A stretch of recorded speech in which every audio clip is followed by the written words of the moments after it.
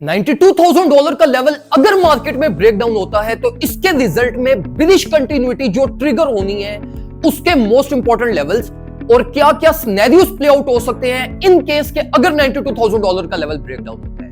इसी के साथ साथ तुर्की की जो एक्सचेंज है कोई और $2 बिलियन का जो फ्रॉड हुआ है इसके बारे में हम डिस्कशन करते हैं। इसी के साथ साथ थर्ड नंबर के ऊपर ये जो मार्केट इस टाइम पे ट्रेडर्स को शेक आउट कर रही है और अल्टीमेटली एकदम से अपनी ओवरसोल्ड और ओवरबॉट रेंज में एंटर हो जाती है।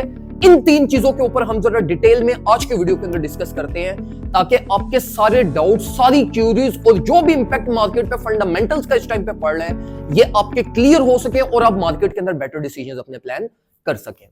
सबसे पहले हम जरा डिस्कस करते हैं $92,000 के लेवल के बारे में। देखो, जिस टाइम पे मार्केट बुलिश कंटिन्यूटी ट्रिगर कर रही थी और जो पास्ट 3 मंथ्स में मार्केट ने कंसिस्टेंटली रैली ली और एक knew all time high form किया अराउंड $1,08,000, ये जो $92,000 का लेवल है इसकी एक्चुअल इंपॉर्टेंस यहां पर यह है कि ये बीओएस जोन है, ब्रेक ऑफ स्ट्रक्चर जोन। मतलब जो बुलिश कंटिन्यूटी फ्लिप हो रही थी ना, या जो बुलिश कंटिन्यूटी ट्रिगर हो रही थी, इसका प्रीवियस लेटेस्ट लो हमारे पास $92,000 के ऊपर था जो कि इस टाइम पे ब्रेक ऑफ स्ट्रक्चर जोन हमारी बनती है।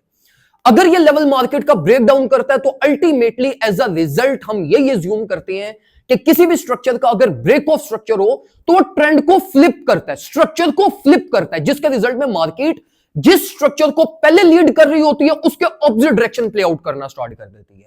तो इस टाइम पे जो मेरी एक्सपेक्टेशंस है वो ये सबसे इंपॉर्टेंट एक्सपेक्टेशंस है कि $92,000 लेवल जिसको आपने सबसे ज्यादा इस टाइम पे इंपॉर्टेंस देनी है। इन केस अगर $92,000 का लेवल ब्रेक होता है तो it will flip the trend. जाहिर सी बात है, ट्रेंड फ्लिप होगा और अल्टीमेटली ट्रेंड फ्लिप होने के रिजल्ट में दो मोस्ट इंपॉर्टेंट लेवल्स हैं जिनको फिर आपने कंसिडर करना है।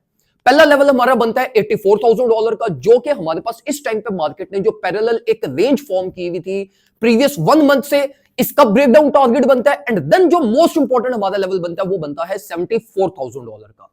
ये दो वो लेवल्स हैं जिनको market ultimately in case of bullish continuity ultimately hit कर ही जाएगी।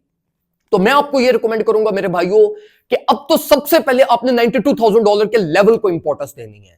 अब $92,000 लेवल के ब्रेकडाउन कंफर्मेशन आपको कैसे मिलेगी, उसके लिए कम से कम आपको एक आधी डेली क्लोजिंग लेवल और सर्टेन प्राइस एक्शन इस रेंज बिलो आपको मिले, मोस्ट लाइकली $90,000 बिलो आपको मिले, क्योंकि जो $90,000 का लेवल है ये एक साइकोलॉजिकल सपोर्ट का लेवल भी है।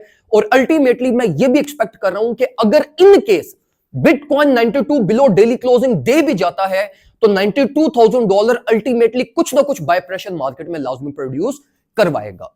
तो $92,000 के ब्रेकडाउन के केस में ये दो लेवल्स के ऊपर आपने सबसे ज्यादा अपनी नजर रखनी है और सबसे ज्यादा इंपॉर्टेंस पर अल्टीमेटली आपने इन दो लेवल्स को देनी है। इसके बाद अगर हम बात करें जरा जो ये तुर्की के एक एक्सचेंज हमारे पास जो है ना वो अल्टीमेटली $2 बिलियन का फ्रॉड हुआ है। अब देखो, ये कोई इतनी बड़ी डील नहीं है ना, ये कोई इतनी बड़ी एक्सचेंज थी। अब देखो, मार्केट में फंडामेंटल्स जो होते हैं ना वो एक इंस्टेंटली ट्रिगर करते हैं, स्पेसिफिकली को ऐसे इवेंट्स जो स्वा इवेंट्स हो जो all of a sudden trigger कर जाए तो इनका इंपैक्ट भी all of a sudden he market पे पड़ता है। ये कोई ट्रेंड को डिफाइन नहीं करते। तो ये चीज मेरी माइंड में रखना कि अगर आप लोग ये फंडामेंटल्स को लेकर इस टाइम पे बहुत ज्यादा परेशान हो तो ये जाहिर सी बात है शॉर्टर पीरियड ऑफ टाइम तो ये इंपैक्ट मार्केट देख भी चुकी है, लेकिन अल्टीमेटली ये ट्रेंड सेट नहीं करते फंडामेंटल्स। ये बहुत जल्दी फेड अवे हो जाते हैं और अल्टीमेटली मार्केट अपना एक हेल्दी प्राइस एक्शन रिकवरी भी दे जाती है और अपना ट्रेंड भी स्टार्ट कर देती है। तो इस चीज को आपने को बहुत ज्यादा कंसिडर नहीं करना। ये जो इशू इस टाइम पे चल रहा है रिगार्डिंग तुर्कीज एक्सचेंज, ये कोई बहुत बड़ी डील नहीं है कि जिसके रिगार्डिंग अब ये कहें कि मार्केट अपना ट्रेंड फ्लिप कर लेगी या बिलिश कंटिन्यूटी में आ जाएगी। वो चीज इस इवेंट को लेकर पॉसिबल नहीं है। अब हम जरा बात करते हैं रियल टाइम प्राइस एक्शन की। देखो, अगर हम इस टाइम पे रियल टाइम प्राइस एक्शन की डिस्कशन करें तो मार्केट इस टाइम पे बहुत ज्यादा एक चौपी रेंज बनाई हुई है। मतलब देखो, मार्केट अगर नीचे आती है तो वो बहुत जल्दी ओवरसोल्ड रेंज में एंटर हो रही है। मार्केट अगर रिकवर करती है तो वो बहुत जल्दी अपनी ओवरबॉट रेंज में जा रही है और एक अल्टीमेट प्राइस एक्शन ट्रिगर नहीं हो रहा। तो देखो, ये जो सिचुएशंस होती है ना ये यूजुअली या तो एक्यूमुलेशन फेज जिसको कहते हैं या डिस्ट्रीब्यूशन फेज कहते हैं। एक्यूमुलेशन फेज के रिजल्ट में क्या होता है कि मार्केट इंस्टेंटली जब नीचे गिरती है ना एकदम से थोड़े से प्राइस एक्शन ड्रॉप पे बहुत जल्दी अपनी ओवरहीटेड रेंजेस क्रिएट कर लेती है। बहुत जल्दी मार्केट अपने आप को बॉटम आउट कर लेती है, स्ट्रेंथ बहुत जल्दी आपकी ड्रॉप कर जाती है और अल्टीमेटली और प्राइस के नीचे गिरने की स्पेस बचती नहीं है। और एज अ रिजल्ट क्या होता है, प्राइस फिर अपनी रिकवरीज की तरफ जाना शुरू कर देती है और अल्टीमेटली फिर रिकवरी में क्या होता है, मार्केट कोई ना कोई फंडामेंटल या कोई ना कोई चीज ट्रिगर कर जाती है जिसके रिजल्ट में प्राइस मूव ले जाती है। अभी अगर आप मार्केट को देखो तो देखो इट सीम्स लाइक कि मार्केट में ट्रेडर्स को शेक किया जा रहा है। देखो मैं आप लोगों को ये प्रीवियस 4 to 5 डेज से क्या रिकमेंड कर रहा हूं, अगर कोई भी ट्रेड लेनी है तो विद टाइट स्टॉप लॉस, चलाना नहीं है बहुत ज्यादा, अगर स्टॉप लॉस हिट होता है बस करवाओ, कोई इशू नहीं है।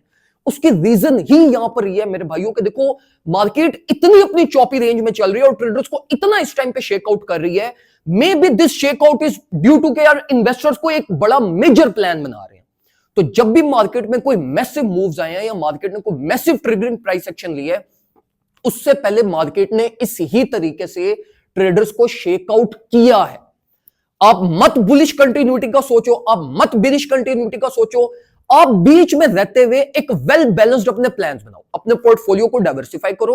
अब मत फंडामेंटल्स को देखो, अब किसी चीज को भी इस टाइम पे कंसीडर ना करो, अब टेक्निकल्स को अपनी वेटेज दो और अपनी मैनेजमेंट पे फोकस करो। 60% अपना कैपिटल वर्स्ट केस के लिए रख दो, जिसके चांसेस इस टाइम पे ज्यादा हैं, तो ऑलमोस्ट 60% कैपिटल आपका इस टाइम पे फ्री होना चाहिए। बाकी जो आपका कैपिटल है वो विद मार्केट आप फ्लक्चुएट करते रहो। जिस तरह जो पहले हमने बाइंग्स की थी, मैं आप लोगों को कंसिस्टेंटली एक ही प्लान में रहा और मैंने आप लोगों को क्या समझाया कि $92,000 अगर ब्रेक होता है तो ये वाली होल्डिंग भी आपने फिर सेल करनी है, तो वो प्लान अब इनिशिएट करना।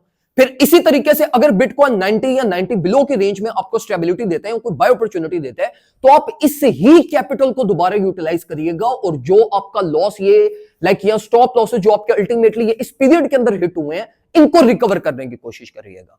तो अपनी मैनेजमेंट पे ज्यादा फोकस करें इस टाइम पे, मार्केट में बहुत ज्यादा प्ले करने की कोशिश नहीं करनी है आपने, क्योंकि मार्केट ने अभी तो लिक्विडेशन हंट करनी है, फिर मार्केट ने लिक्विडिटी बिल्ड करनी है, फिर वो हंट करनी है, देन अल्टीमेटली कहीं पे मार्केट ने ट्रेंड सेट किया तो वो ट्रेंड की तरफ जाएगी। तो अभी बड़ी स्पेस पड़ी है, बड़ा टाइम पड़ा है, चीजों को इजी रख के चले, ज्यादा कॉम्प्लेक्सिटीज में नहीं जाना। बहुत सारे लोग मुझे प्रीमियम ग्रुप में कहते थे कि दानियाल भाई ट्रेड कराओ, मैं क्यों ट्रेड्स नहीं करवा रहा था, due to this choppy range.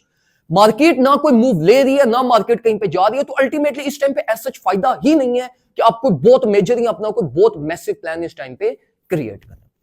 इंशाल्लाह जो भी फर्दर अपडेट्स होंगी वो मैं प्रीमियम ग्रुप में भी शेयर करता रहूंगा, कोशिश करूंगा आप लोगों को यहां पर भी टाइमली अपडेट करता रहूं। अगर किसी भाई ने प्रीमियम ग्रुप ज्वाइन करना है तो वो व्हाट्सएप के ऊपर कॉन्टैक्ट करके हमसे डिटेल्स एक्सेट्रा ले सकते हैं। तो हमें मुझे याद रखिएगा, अपना ख्याल रखें, अल्लाह।